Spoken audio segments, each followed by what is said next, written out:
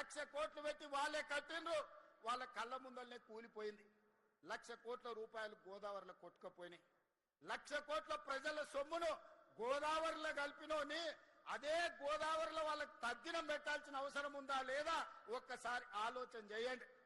నిన్నమనైనా తాటి చెట్టు లెక్క పెరిగింది. ఎందుకంటే మనకు ఈ ప్రాంతంలో నల్గొండల, భువనగిరిలా లేకపోతే ఇబ్రాహీంపట్నంలో తాటి చెట్లు ఎక్కువ ఉంటాయి.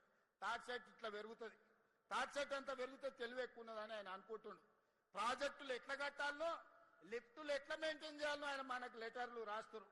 నీ ముఖం 10 ఏళ్ళు నువ్వు అట్లా ఏడ్చినందుకే అది కాళేశ్వరం కాస్త కూలేశ్వరం అయింది. నీ సలహాలు తీసుకుంటే ఇల్లు వీకి పందిరేసుకున్నట్టే ఉంటది.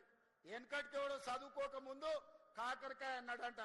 ఈయనలాకటోడు తాటి చెట్టు అంత ఉన్నోడు చదువుకున్నాక ఇది కాకరకాయ కాదు కీకరకాయ అని చెప్పిండంట. తెలివి ఎక్కువై ఇవాళ హరీష్ రావు గారి సూచనలు కూడా గట్లనే ఉన్నాయి మనకు.